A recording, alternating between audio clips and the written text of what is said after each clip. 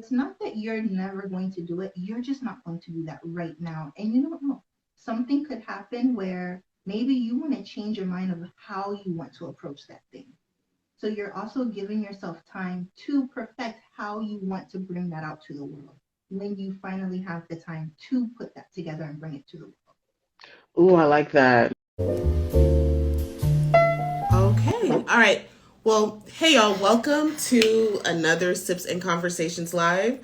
I am your host, Nancy Ngwa, and today I am sipping on a little bit of Theraflu because your girl is under the weather. Okay. So we have an amazing guest today. All right, Miss Tameeka Leon. She is a confidence and goal success coach for women like myself who be just having too much going on and we need to have focus and guidance. And so please raise your glass, okay, or your cup as we welcome on Tameeka. And Hey, Tameeka. Hey, how are you? I am doing well. Can you hear me okay? Yes. Okay, our sound is Kind good. my camera. Okay, there we go. There you are. Yeah, perfect, perfect, perfect. Okay, Tameeka, so welcome to Sips and Convos. I'm super duper excited to have you on today because, look, I need you and I need your tips. And this is definitely a selfish sip for me. Okay, so before we jump right into the conversation, Tameeka, go ahead and let the people know who are you, what do you do, and what are you all about? And then we'll jump right to the conversation. All right. So I am Tameeka Leon, and I am a confidence and goal success coach. So I work with high achieving women to help them redefine what success means to them. And then together we create a plan to actually make that happen. So all of those women that are, they have like these huge goals. They have a million different things that they're trying to accomplish. They're trying to be everyone. They're trying to do everything. They're trying to be everywhere, and they're trying to do all of it right now. So it's too much. We're trying to do too much. So it's just giving a little bit of structure to that.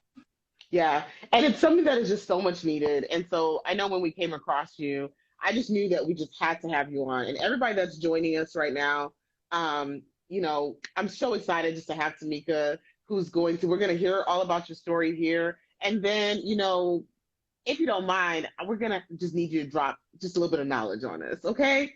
All right. So, Tameeka, how did you get started into this space? Just a little bit of background. Where are you from, I guess, originally? So I'm from Maryland. So I grew Oh, up in Maryland. okay, Yeah. okay. And did you go like to school and everything? Are you still in Maryland right now? No, so well, after I graduated high school, about 2 weeks after I turned 18, I went to the Navy. Oh, So, wow. Oh my goodness. So you're an 18-year-old in the Navy. Where did you get, is it stationed or you go to school or something first, right? And then, yeah, you go to boot camp, then you go to school, and then you get stationed. So I was stationed. I did 4 years. My first 2 years I did in Key West, and oh, then I nice went in up to Florida. Well, there were some issues because normally, especially when you're brand new coming into the Navy, as soon as you go out, they send you out to sea. But Oh, because wow. I had some medical issues at that time, I found out I was anemic. So until they got that under control, Yeah. I couldn't be sent to sea. So I got lucky in that sense Yeah. because Key West is a place where a lot of people go to retire. Mm-hmm. So it was a lot of people who had patience and they were willing to help me understand what my role was supposed to be and gave me a lot of wisdom in that.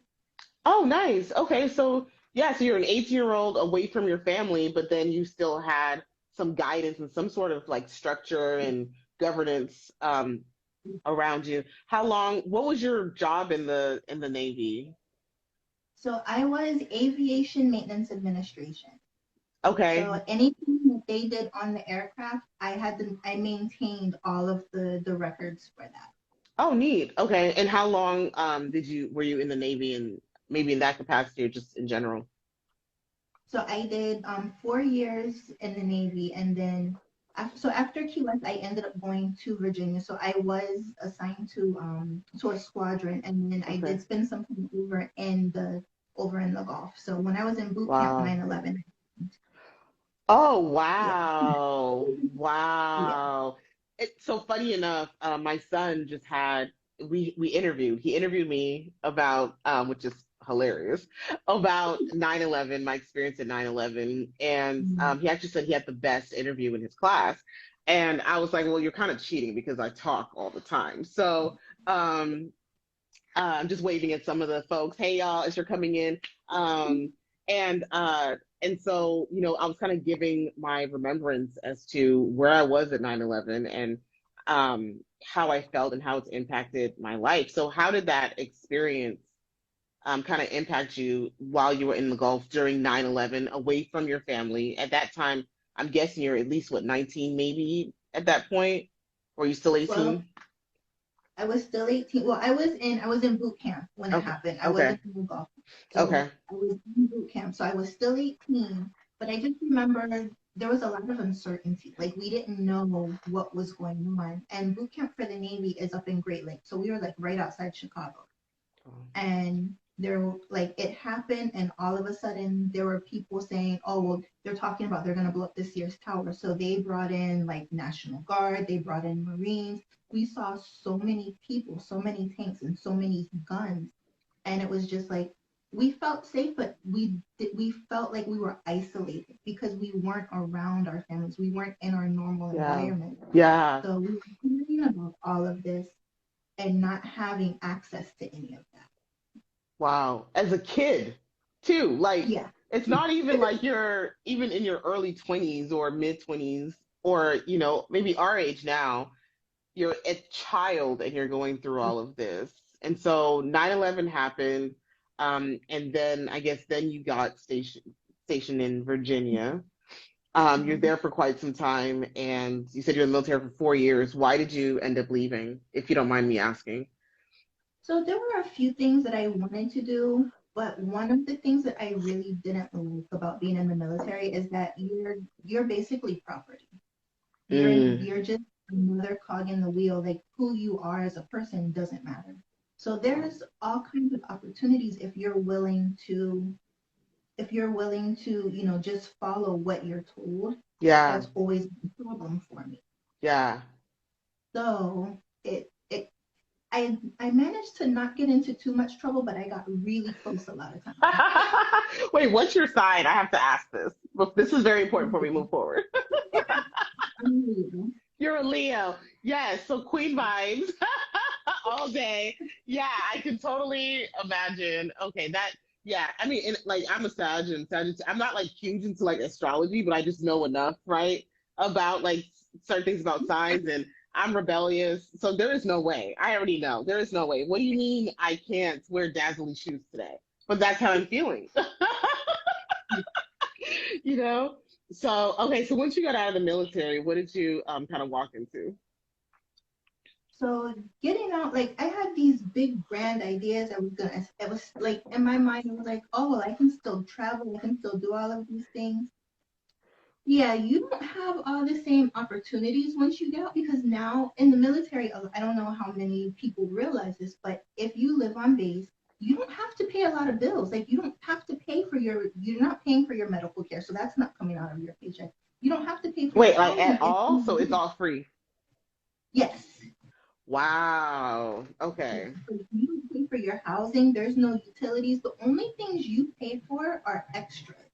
So, if you get a cell phone, if you have a card, like internet or cable, things like that, that's all you pay for. So Wow. it was going from having no bills because I was 18 and living at home Yeah. to very little bills and being able to do whatever I wanted with my money Yeah. to then being responsible for everything. Yeah.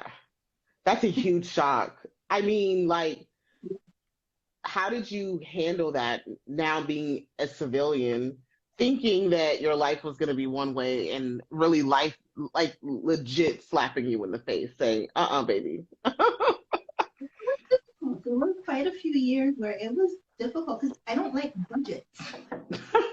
And The B word.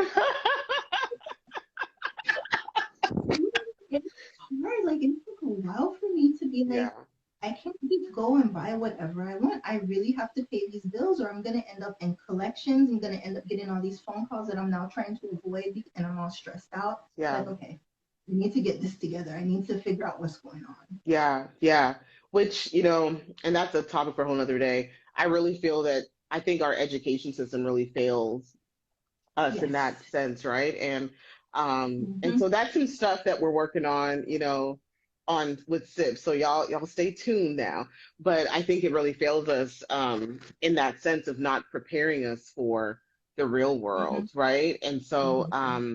so what did you decide to do? How did you decide to now move forward so that you could travel, so you could eat? So I got lucky because coming out of the Navy with the experience that I had, so because of the guidance and the mentorship that I got when I was in Key West, I was able to move up the ranks really fast. So I Okay. got out after 4 years as an E5. That doesn't happen for a lot of people. What's an E5? So you have the E is for enlisted, so Okay. you're basically an officer. So, but you Oh have wow. different ranks. So I went in as an E1 in the Navy. I know in other branches there's I forget exactly what they're called, but there's like boards. So you have to go to a board, and then once you pass that, so you're basically interviewed to see if you qualify to move up to the next one. In the Okay. Navy, it's like that. You had to take a test. So E1 through E3, it was just time. So it was how much time you had been in for you to start getting more experience, Okay. and to go from E3 to E4 and then all of them after that, you have to take a test and show that you really know what your job is. Okay.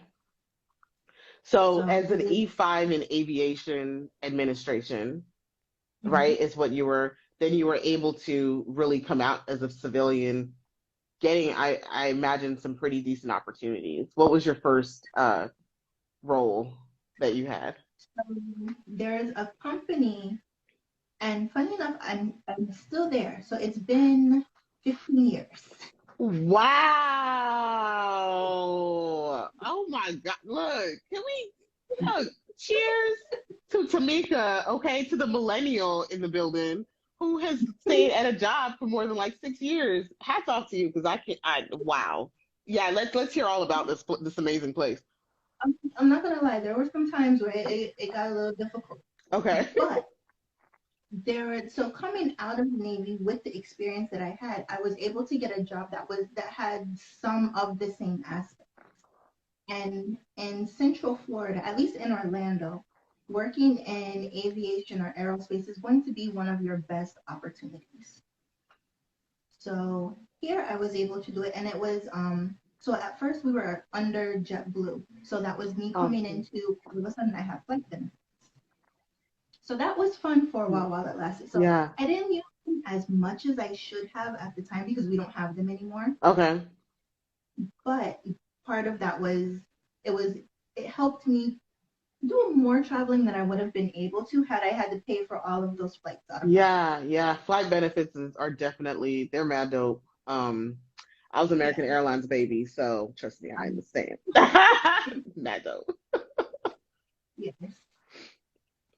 And so how did you, go from you working in a corporate space? At what point did you decide to kind of venture down this path of becoming a confidence and success coach? Was there like a life altering moment that you were like, no, this is now my purpose. This is what I need to do? So for me, it was turning 35. Okay. Like up until that point, I never really thought about age. Growing up, I was like the super skinny kid. Like I looked like olive oil from Popeye because it was insane. And then all of a sudden, it was just like once I hit like my early 30s, I started to see the weight coming on. And at first, I was excited because it took me forever to finally be able to gain weight, but then I didn't stop. You're like, I'm thick. Oh, okay. Oh, okay. Yeah. Yeah. So that was part of it. So it was like, okay, I'm no longer in my element now. But then our company, a few years before that, our company was bought by a much larger company. And at Okay. first, that came with a lot of benefits. Like I got two promotions in less than a year. So everything that way was going great for me. If you look at just, climbing the corporate ladder and having those kind of opportunities. But then they they started, once you're acquired by another company, you have to start following their rules. You have to Yep. start making changes. Yep. So I went from being the expert and having been in a role or in the same function for 9 years and being the go-to person to all of a sudden I was in a new role that honestly I went into with I didn't I really had no interest in it. It wasn't something that was ever on my radar. So I was Yeah. now in a new role that I wasn't excited about. And I had really identified as that expert. And now I felt like a kindergartner Wow. trying to learn all over again from the very beginning. So Wow. I had that on top of the, not feeling comfortable in my own skin anymore. Yeah. And then, turn around and you see all these 19, 20-year-old girls running around the office. It's like, I used to be one of them. Yeah. So it was Wow. just dealing with all of that at the same time. Yeah, that's a lot, and I'm really glad that that you touched on that because you know you hear, oh my gosh, when I turned 35, I had this life-changing moment, and to our sisters, or as I call them, our aunties that are in their 50s or beyond, they may be like 35, like you're just starting to live life, but that you that's you've had a whole nother life leading up into this. And when your body starts to change and your environment starts to change and you start to just question things, I don't think there's an age for that, right? Like for me, that was in my late 20s. Like Mm. I've had a couple of instances, but like at 25, I was like, this is not my life. Then it happened again at 29. I'm like, oh, this for sure is not my life. Right? So yeah, I'm glad that you kind of spoke to that. So what did you decide to do at that point? So for me at first it was a blog because it took a while and at first I was trying to figure out because on the outside everybody was like, oh, you're doing amazing, you have so much potential, all of these Yeah. things are working for you. But to me I was like, why am I not happy? Yeah. Why am I not Mm. feeling the excitement that everybody else is feeling for my achievements? Mm. It was dealing with that. And it took me honestly, it took me a few months to get to that point where I started asking myself those questions. Yeah. And then it was just, I started journaling then. Before that point, I wasn't into journaling at all. I had tried it, it felt weird, and I was just like, this isn't for So why me. journaling? How did that even come about? Did you just like think of it one day, like let me write my feelings down, or how did you Yeah, it come? was me trying to just get something out, because it was so much that I was feeling. Okay. I just started writing. Okay. And then once I started, it just all came out. But Okay. that was my first time, and I think I wrote probably about 5 or 6 pages. Oh wow. Yeah, Of just your feelings and where you were at mentally and emotionally, and maybe yeah, your whys, I guess, were in all of that yeah. For as well. me, it was because I work through a lot of my problems when I'm journaling. So I'll start out with, okay, this is how I'm feeling, and then things just keep coming and coming and coming, and then at the end, it's like, okay, this is what I'm gonna do. So Yeah. it's literally me having a conversation with myself, but on paper. So Ooh. like all how you'll have like these debates with people where it's like you're trying to think of all the reasons why you should or shouldn't do something, and it's like Oh. just pointing your head. That's me on paper. So very internal. Are you an introvert or extrovert? You're I'm introverted? a Yeah, yeah. So, okay, so that makes complete and total sense as to you just having to be one with yourself and one with your thoughts, and put that to paper. And then you gained, when did you decide to share that with the world in the form of blogging? So that was towards the end of 2018. So I think it was November because it was just before Thanksgiving. Yeah, yeah. Eddie has said, I like the bird letter concept. Yeah, write it out and kind of toss it out. Mm. Yeah, pretty interesting. Yeah, that is a good concept. Until you start a fire at your parents' house. Okay, so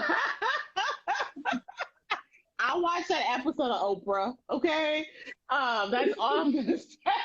There was a patch in the carpet. Um, but yeah, so towards 20, you said the end of 2018, and how was your blog received? Or how did you even feel about the blog? Because sometimes we worry about what other people think. How did you feel about kind of going from this place of uncertainty, uncomfortability, right?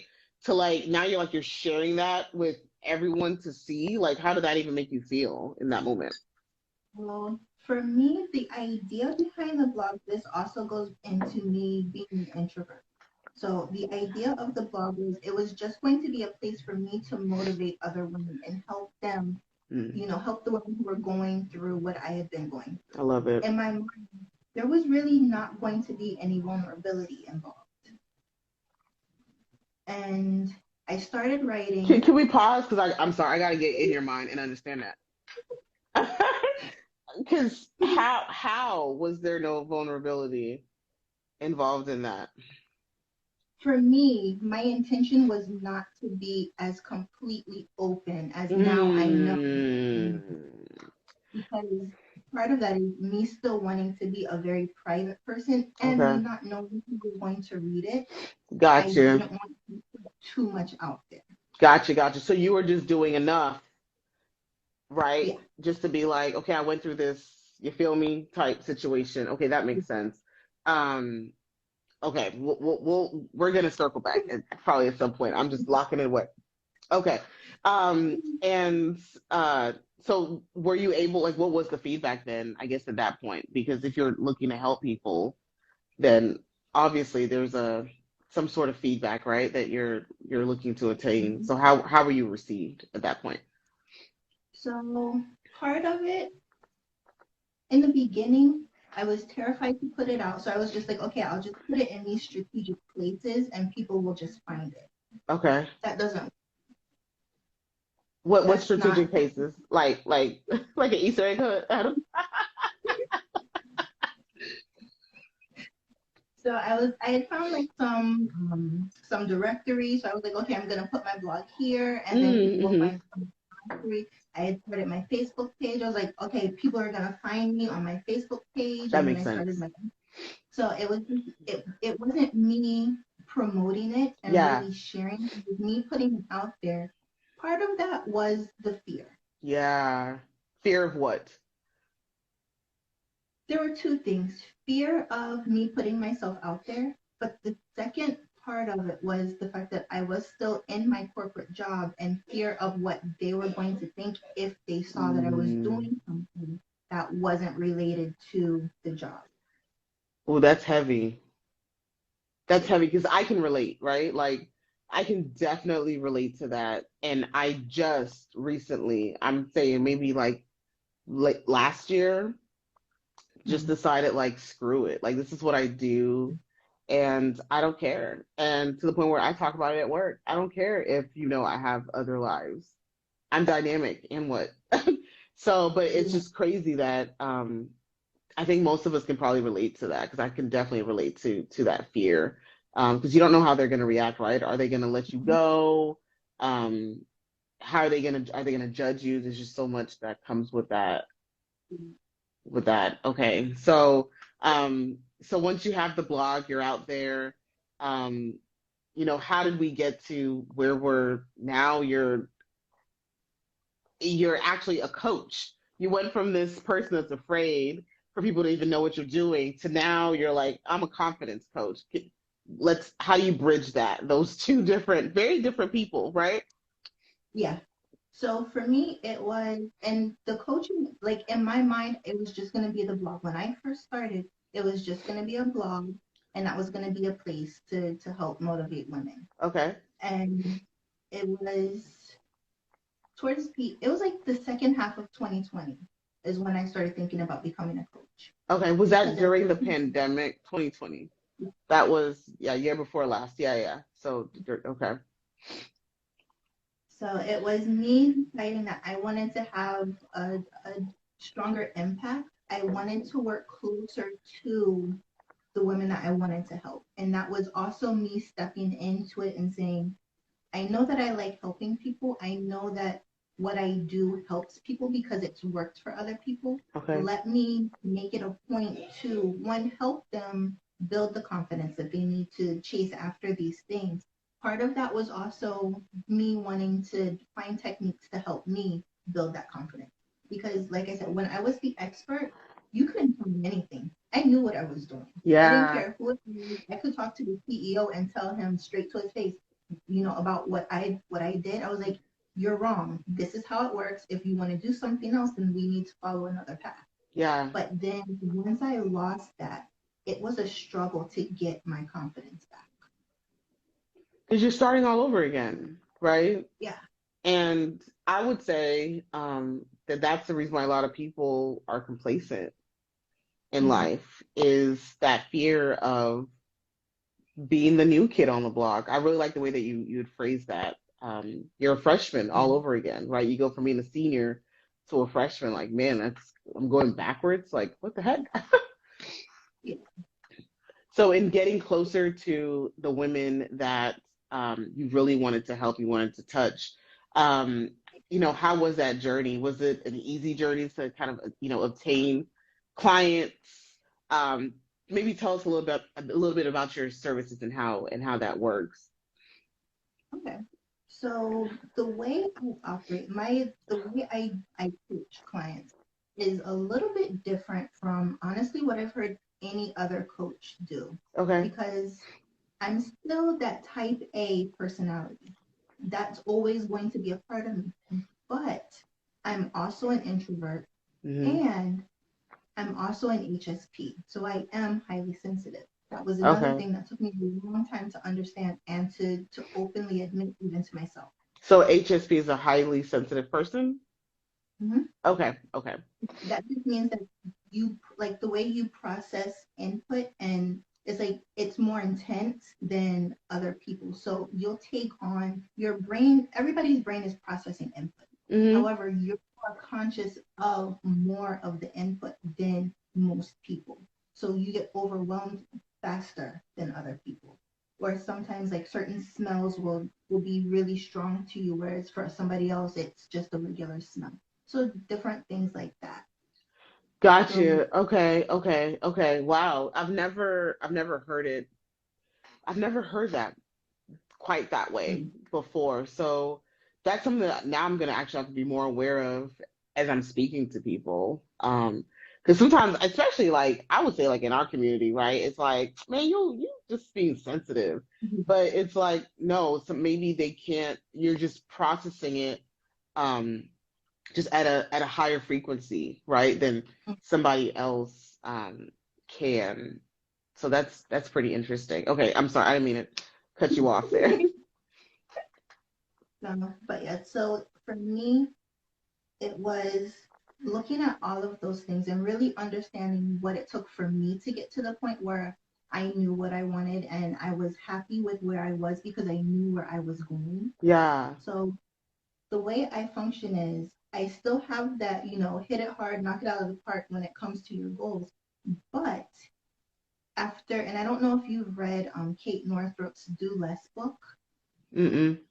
That Let's, book is amazing. That was the first time that I heard anybody explain how our cycles work within the grand scheme of things. all right. Give us a little school us a little bit on it. So in this book, she talks about four different cycles.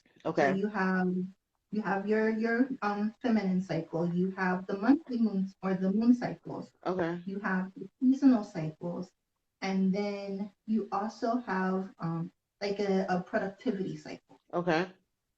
So part of it, and the way she explains it in the book, she'll tell you in the book that not everybody follows the same thing. So different cycles equate to different energies.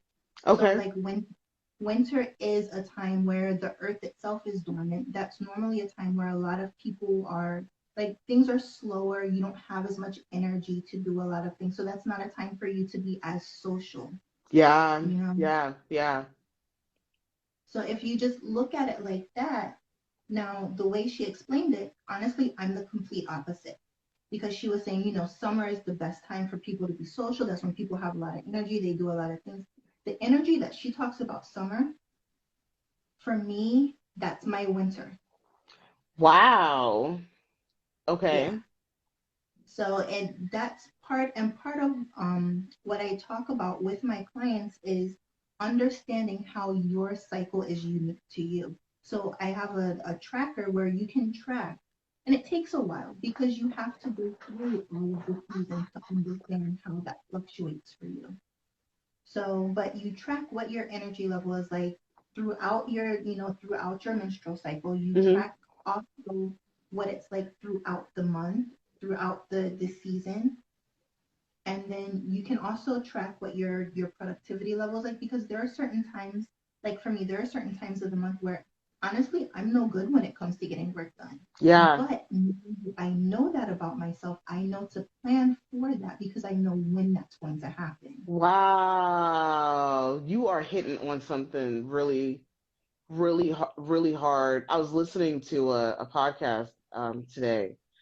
Two very successful people, the Social Proof podcast. I love that podcast. I don't ever miss an episode.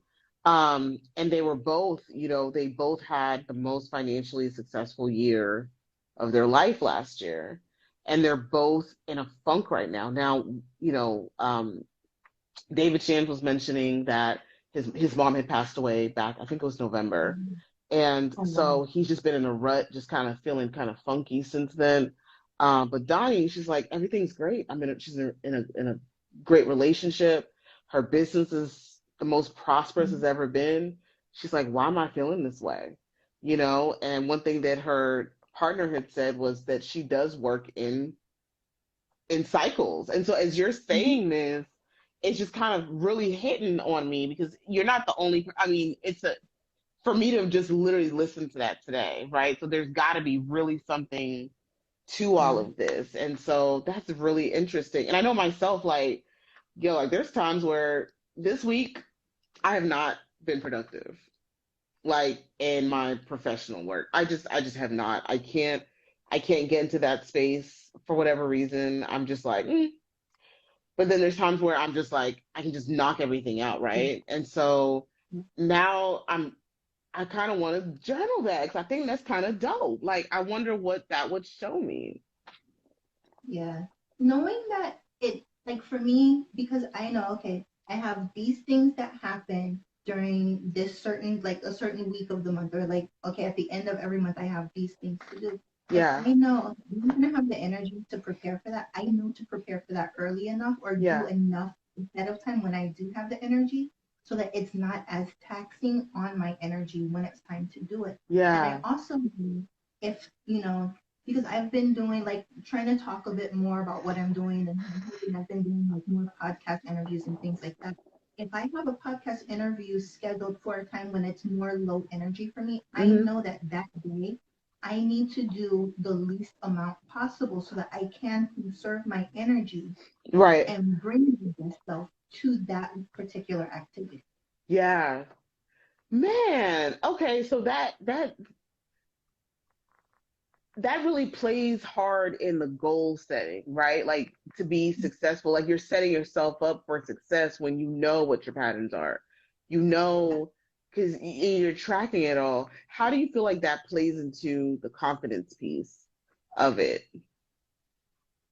A big part of it, and I don't know how many people relate to this, Yeah, at least for me, there was a point where because I was trying to learn so much, but at that time I hadn't yet understood about the cycles.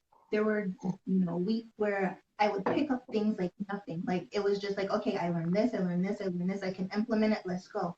And then I'd have a week where it's just like nothing is sticking, I can't focus, and that would immediately, it's like I would completely forget about the fact that one, I was learning something completely new, yeah, completely not foreign to what I had been doing, but it wasn't something I had done before. And it would just drive that, the comparison. It would drive the imposter syndrome. Like for me, it was always thinking, why am I here? Why am I doing this? I obviously don't know what I'm doing. wow, And it was just a few days of me, dealing with brain fog. But it yeah, wasn't during the time that I should have been trying to do those things. yeah, That's where the confidence comes in. If you know, okay, during this time, this is not going to be my best activity, then you can give yourself that grace when it comes to that time. You know to focus on something else when that's possible. Yeah. And then it makes you feel more confident because you're actually Yeah. getting your stuff done. Yeah. I see it now. Okay. Um, that's just sorry. I'm just a little like partially I'm on a lot of medicine. So my brain is processing a little bit slower, but I'm just like I'm a little bit stuck right now because I've never actually thought about confidence in that way. If you like you literally have a whole system. Like you have systemized confidence. And I've never heard anybody do that before. Mm. That's mind blowing. Because I think a lot of times it's like, how do you get confidence, right? People ask that question all the time. How do you obtain confidence? And it's, well, you fake it till you make it. Well, what does that mean? Right? Being confident is no. Faking it doesn't work. Hmm? Faking it doesn't work because you know you're faking it. Right, right, right. And so that's not a good answer. And I know I've given that answer before. Like, I don't know. I guess you fake it till you make it. Like, I don't know. I don't know what makes me confident. I don't know. But you're right. It's once you've done the thing and you know you can do the thing, that's what makes you confident. And so if you can make sure that you're performing at your highest level, at a high level during your peak times, Mhm. right? Then you're gonna do great and you're automatically gonna build that confidence. Like you have systemized confidence. You're like, yeah, I Never thought of know. it. Yeah. That's mad dope. Okay, so for somebody like me, because you did mention, high performing women, who have a lot going on Yeah. and want to do a whole lot of different things. Um, I have Nita's Cuisine, I have Sips, and Sips is like turning into like a snowball of things right Mhm. now. There's a lot kind of going on behind the scenes, and I can't wait to share with everybody. But I sometimes I do get to where it's like I want to do this, I want to do this, I want to do all these things. I also work a full-time job where I have purpose there, right? And I'm like, golly, and I have a child and I'm someone's mother and all the other things, and so it's just like sometimes I do feel like I am being stretched into so many different Mhm. directions, but like I can't stop, right? Because it's like, no, I'm called to do all these things. Like, how do I make sure I attain my goals? The first thing I'm gonna tell you, most people don't expect this to be the first thing that I would say to do. Okay. The very first thing that you should do in this situation is take a day off. Take a day to just be with yourself. Yeah. Well, for me, it's because I'm an introvert. If that doesn't work for you, do the thing that's going to help you reconnect with what you feel your purpose is, or Okay. just reconnect with yourself so that you can hear what it is and you can feel what it is that you need to be doing. Okay. Once you take that time, then you can start journaling. And then this is another one that's really hard. And I just had this conversation yesterday and I could see, like, as I was saying it, I could Oh. almost see her hyperventilating. I need a fan. So, but here's the thing, when you have all of these ideas, you have way too much going on. Yeah. So, I have what I call the 5 pillars of success. One of the first things that I tell people to focus on when it comes to being successful is self care. Yeah. So Yeah. you being overwhelmed, you running around in circles, you having 10 million different things doesn't leave enough time for you to take care of yourself. True. Very true. So you're going to look at all of the things that you have going on. You're going to write everything down. I like mind maps. If you just want to do a brain dump, just write it all on a piece of paper. Just get everything out of your head, What's a write it mind all down. map? Trying to think. It was, and I can't remember what we used to call them. I remember in like first or second grade, like when you're brainstorming. I think it's like a is it a spider? But it's the one where you have like the circle in the middle, and then you have like all the different branches and the different. Yeah, yeah, yeah, yeah, yeah, yeah, yeah. I know what you're talking about. Okay, okay, So do I love doing those okay, to get everything out and then pull out the things that are the most important. Like what is the bare minimum that you need to do so that you can still get your current things done. okay. Just the bare minimum, not the fluff, not the because we also deal with a lot of perfectionism. Yeah, So the things that's going to make it look perfect yeah. because when you're high achieving, when you're ambitious, when you're a perfectionist, your good enough is better than everybody else's best. And that's something that you have to really feel that. It's hard. I'm not Look, gonna lie, I'm because sitting here like, no. In my head, all of you just sit in my face. I'm like, mm-mm. it's My good enough hard. is trash. Okay, no, we've got to be per. No, I'm just kidding. But no, clearly I have a problem. But yes, no, you're completely right. You're completely But right. that's the thing. It's only the perfectionists that think like that because you have somebody who's doing what is very basic, thinking that they're on top of the world. Yeah. So when you feel like what you're good enough because when you've done something good enough, chances are you've already provided more than what was expected of Yeah, yeah, you. Rama, you just wowed her because she's a lot like me too. Okay, she got 8 million things going on, and she said your good enough is better than everyone else's best. Wow, like for real, like just yeah, yeah, that's a good one. It it's a hard one like for me, like I said, it was really hard to accept that. And there are still times where in my head I'm like, no, this is my vision. I need it to look like that. And then it's like, Yeah, does it really need to look like that? Is anybody really going to notice if if this color is just slightly different or if these words don't have the exact font that you want them to have? It's like certain yeah, things they can wait. yeah, yeah. It's something that I know I definitely struggle with, and um, I have learned and started to learn to just kind of be like, okay, it doesn't have to be perfect in order to reveal. I Mm-hmm. have gotten a lot better with that. Um, but you still want it to be representative of who you are, right? And so that's just a continuous struggle. Like, so I mean, would you say like because I hear you and I get it, but in my mind, right, the contradiction is like, yeah, but doesn't that separate the goods from the greats? No, because the greats don't do it. The greats outsource. The greats aren't doing all of it on their own.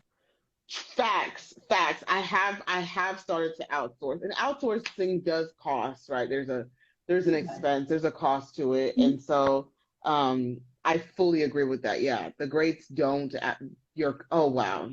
That's a whole bar.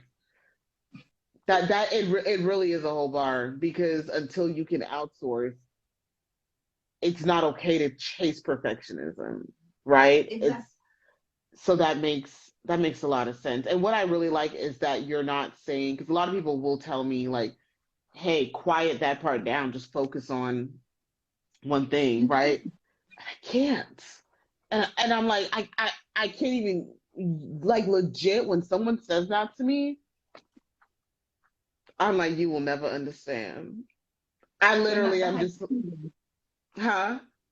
They're not the high achievers. The people who feel that way, the people who think that way, it's a completely different mindset. Yeah, yeah, So, and we can see for you that it's hard. Honestly, I still feel the same way. I still struggle with that.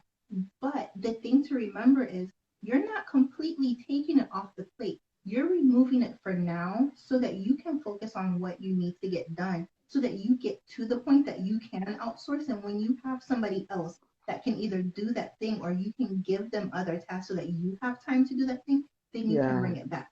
It's not that you're never going to do it. You're just not going to do that right now. And you don't know, something could happen where maybe you want to change your mind of how you want to approach that thing. So you're also giving yourself time to perfect how you want to bring that out to the world. when you finally have the time to put that together and bring it to the world. Ooh, I like that. That's a little spin on it, right? Instead of looking at it from a, okay, I want to do it right now, but I just can't. It's more like, no, this is too precious for me to just release it any old kind of way. So let me make sure I have the ability to have the help. And so therefore Mhm. I'm really working and striving towards being able to outsource, right? To increase my cash flow so that I can really get to the thing that I Yep. know is going to really fulfill me. That's good. Oh, you're good. Like you're really really good. What drives you? What is your why is it so important to you to really teach women and help us, right? Um, and I mean, it's men and women alike, but definitely for us as Yes. females, like, Yes. why is it so important to you? Why do you feel like that's like, is this your purpose or is it a mission for now?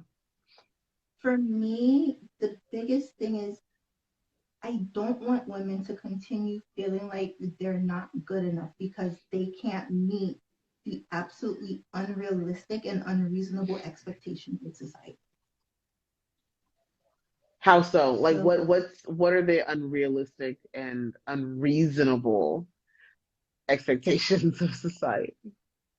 the woman who is the perfect mom, wife, daughter, sister, friend, employee, Yeah, she's, she has all the energy. She's always happy. She never complains. She never does anything for herself. All of her time and energy and focus is on everybody else, and yeah, everybody else is happy. And it's like that doesn't exist. yeah. It's It's not not realistic. realistic. It's not realistic. A few years ago, my son was 5. I was actually speaking to my manager at work about this, and he was, yeah, he was like 5 years old. I don't think he was 6. He might have been 6 though. But he went through a stage where he would lose his sweaters like all the time, right? And like he went to a charter school, so he's in uniform. His sweaters cost like $30, right? And I gotta get the embroidery on them. I mean, I was like, look, you cannot lose another sweater. Like your name is in it, and people don't care because they want their kid to have the nice sweater, right? So he leaves it. The parent comes and picks it up, and I never see the sweater again in my entire life. I found a hack though, which was go to Old Navy, get the sweater, get the $10 patch it on there. But still, like it's still $25, like or whatever, $10 so $20 at least, right? For the sweater. He kept losing them, and I just broke down. I was just crying, and I was like, you've got to stop losing your sweater. And I'm talking to, I mean, almost essentially almost an infant, right? Like he's like 5 looking at me like, I think I've broken mommy. Like I'm crying, and I'm just so beyond myself because I was parenting. I'm like his sole parent, right? I'm parenting. I'm going to work. I was in grad school, or I think I was still, no, I just finished grad school. So I'm like, maybe I was still in it. I can't remember, but it was just a lot. I think well, if I was not, then I was in a new career. But I feel like I was still in grad school, and it was just a lot for me. I just got overwhelmed, and I just had a moment. I broke down. It was in that moment that I did decide I'm at least going to spend time getting my nails done, like at least once a month, because there was no reason for me to break down over a sweater. Yeah, So but that's you're so right. Like, wow. and we carry that. And one of the things, and I actually just recently thought about this. So women, we're seen as the caretakers. We take care of everybody. Yeah, But here's the thing. I love doing it. It may not be the thing for everybody, yeah, but we feel conditioned from the time we are born. We are given dolls and babies and different things that we have to take care of. yeah. So whether that's our true personality, that's who we are taught to be. Ooh, That we are tiny. So before we can even really think about, what life is or what the world, what's happening in the world around us, before we even start that process, we're learning how to be caretakers. Wow. Wow. Yeah, Yeah, very true. And and I don't know that, and maybe because I'm a woman, but I don't know that I see that kind of weight being put on on a young boy, right? Like boys aren't it's being taught to go and work and cut trees and fix our cars at the age of 2, right? mhm, They're taught to run around and be boys and just live yep. and be.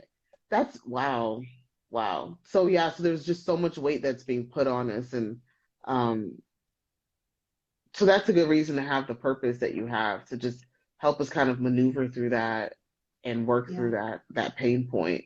Where do you see yourself taking your coaching business over the next few years? I like to go like a year at a time, really like a day at a time, but but where do you see So what's the end goal for you?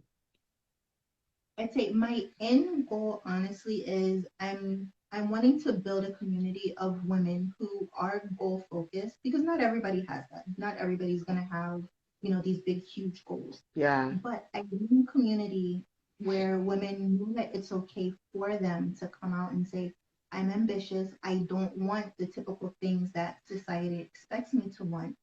I know it's okay, but also a place where we can support each other because you're going to have those times where you start doubting yourself because the yeah. people around you are doubting your ability to do something other than what they expect you to do. Mm, So that's my end goal. My end goal yeah, is to have a community of women so that we can support each other, we can achieve our goals, we can actually be happy in our yeah. lives because we're doing the things that we want to do and Right, we've decided that's going to be. right, right. Versus what society, our parents, everyone has deemed. Because I mean, as a woman, it's like if you're not married, oh my gosh, like you are a failure. If you don't have children, oh my gosh, you're a failure. But like, not everybody wants kids. Not everybody wants a husband, right? Like, and that's okay. And sometimes those things are hindrances on us Mhm. really fulfilling what our purpose is. And I have some pretty radical views, and people look at me very left when I start to say them, and because kids are a blessing. We love them. Like I love my child, but will I say that I could have been more agile without him? Absolutely, right? Like, Yeah. so I can understand the woman that is like, no, I don't want kids. I totally get it. And you're right, like it's okay to feel that way. So I love the fact that you're striving and building a community. So how can we help you kind of expand that community, right? As you're kind of charging on forward. I would love to know. So I actually just started and I made the decision last week because I had been really thinking about how I was going to do it and struggling and back to that perfectionism. I'm like, no, I need it to be this. I went ahead and started a new Facebook group. It's Okay. called Success Without Stress. Success without And stress. Let me put that in here. so that Success. is looking to start building the community. All right, y'all. So if you are on Facebook, go on and join Success Without Stress. Hopefully, I said this correct. I pinned it right. On Facebook, I'll be hopping as soon as I hop off here. I'll be going ahead and getting into that community because, golly, I need it. I need that support. I really need it. And as someone that has gone for things, I remember when I decided to go to grad school. I had a lady at my previous position, my previous place of employment, many years ago, and she was like, "You're crazy." She's like, "But what about your child? Your child is going to need you. How are you going to grad school and being a mother at the same time? That's too much." But it Mhm. was because it was an indictment, right? Like for her, like I couldn't do it, so there's no way, right? And Yeah. so I love the community. I'm definitely going to join that community. And I look forward to everything that you are building and that you're growing. You have helped me really expand my mind this evening. And I'm kind of wowed. Like it's only happened to me a couple times where I'm just kind of like, well, that's a completely new concept. And you have really been one of them. You've systemized confidence.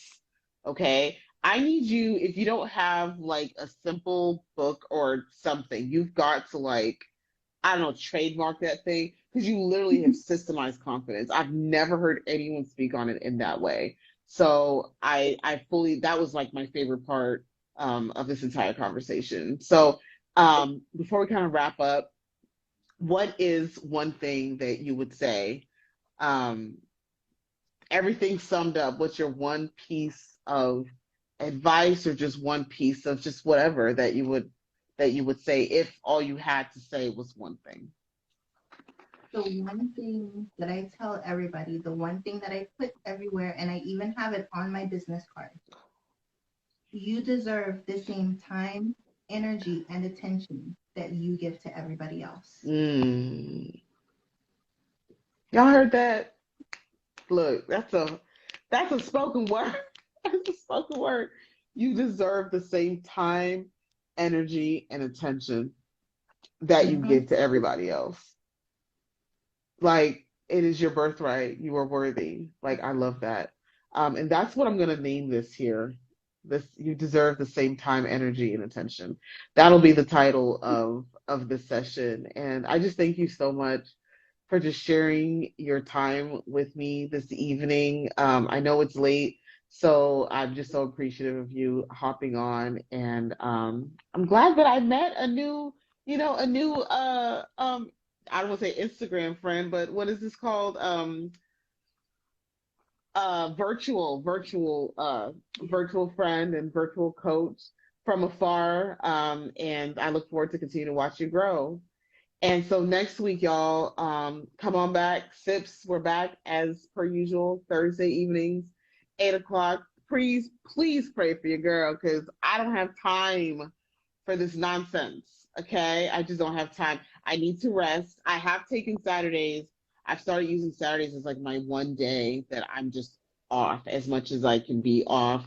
So I'm just trying to rest. But yeah, so next week we're gonna have um we're going to be visited from the motherland, okay, with a special guest. So, well, I mean, she's not in the motherland; she's in America. But we've got someone, a great guest coming on next week. Great entrepreneur, right here. So, see you all back next Thursday, 8 p.m. Eastern Standard Time for Sips and Conversations. And until next time, look, I'm going to cheers y'all with my Theraflu, okay?